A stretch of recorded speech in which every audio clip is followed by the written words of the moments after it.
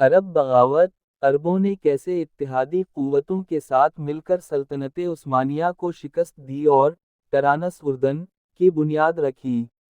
یہ 25 مئی 1923 کی بات ہے۔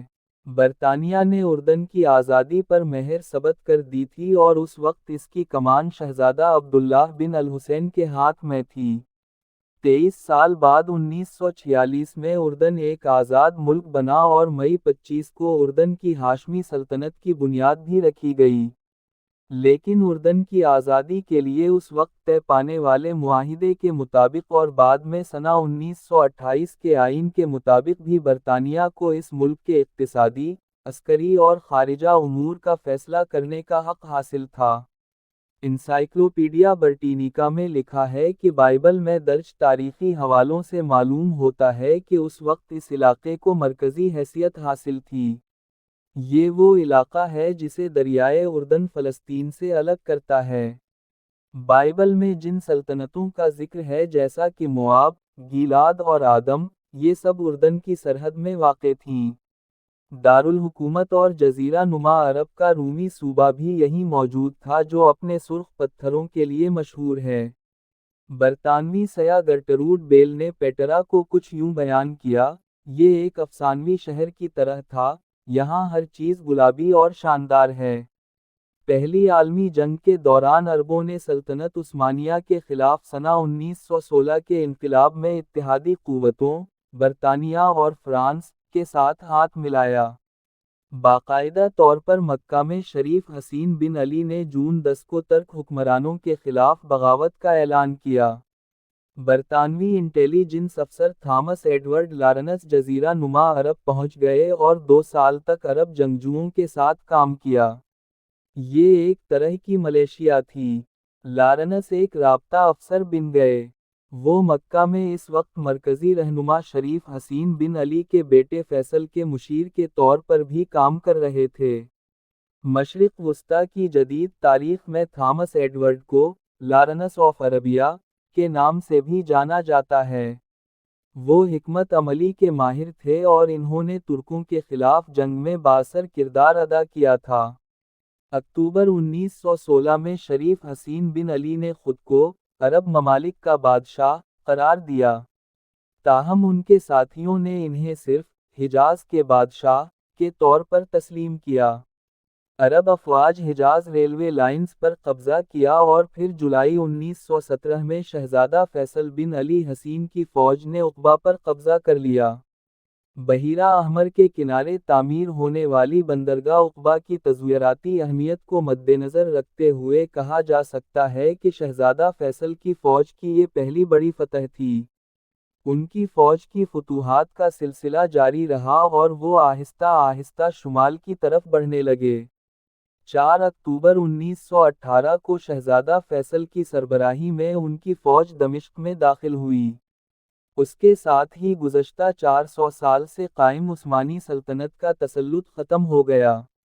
ترک مسلسل کمزور ہو رہے تھے مگر عرب افواج اور ترک فوج کے درمیان جنگ 1918 کے آخر تک جاری رہی۔ جنگ اتحادیوں اور سلطنت عثمانیہ کے درمیان یونان کی بندرگاہ مدروس پر ہونے والے مدروس معاہدے کے ساتھ ختم ہوئی۔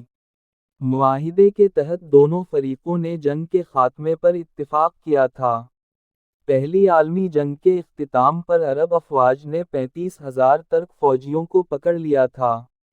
ترک فوجیوں کی ہلاکتوں کی تعداد تقریباً اتنی ہی تھی۔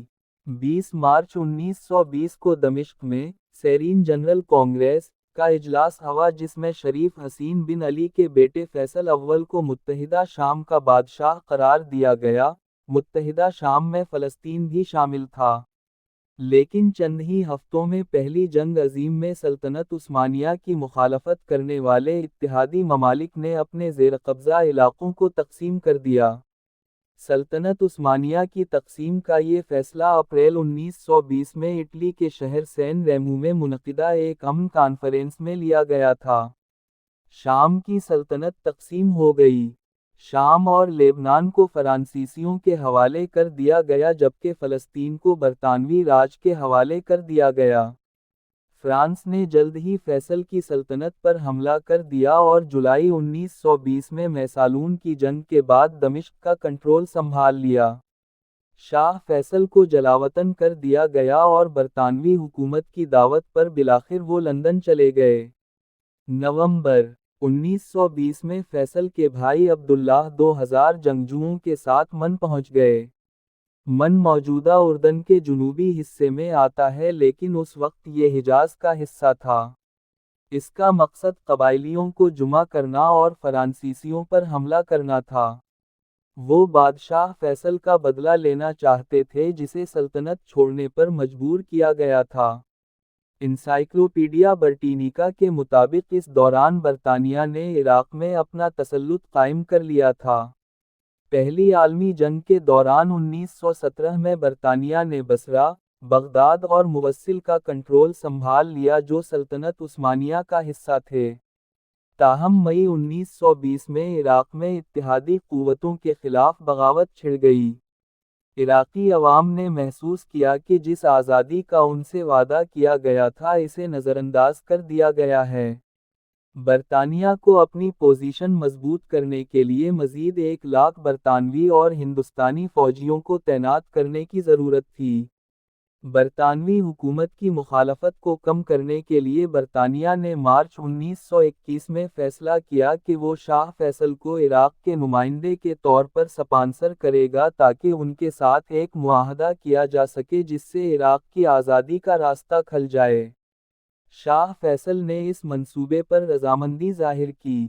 عراق میں ان کا استقبال کیا گیا اور اگست 1921 میں انہیں وہاں تاج پہنایا گیا۔ اپریل 1921 تک اتحادی قوتوں نے فیصلہ کر لیا تھا کہ شاہ فیصل کے بھائی عبداللہ کو ٹرانس جارڈن کا حکمران بننا چاہیے۔ اس طرح برطانوی راج نے اردن کے علاقے میں عثمانی ترکوں کی جگہ لے لی۔ جولائی 1922 میں لیگ آف نیشنز نے اس مینڈیٹ کی منظوری دی اور برطانیہ کو اس علاقے پر اپنی مرضی کے مطابق حکومت کرنے کا حق مل گیا۔ 25 مئی 1923 کو برطانیہ نے ٹرانس جارڈن کی آزادی پر مہر لگا دی۔ شہزادہ عبداللہ بن الحسین کو اس کا حکمران مقرر کیا گیا۔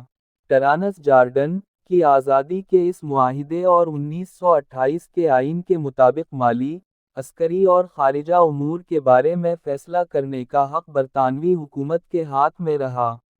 اتحادی قوتوں کی طرف سے حکومت کرنے کے لیے وہاں ایک ریزیڈنٹ مقرر کیا گیا تھا۔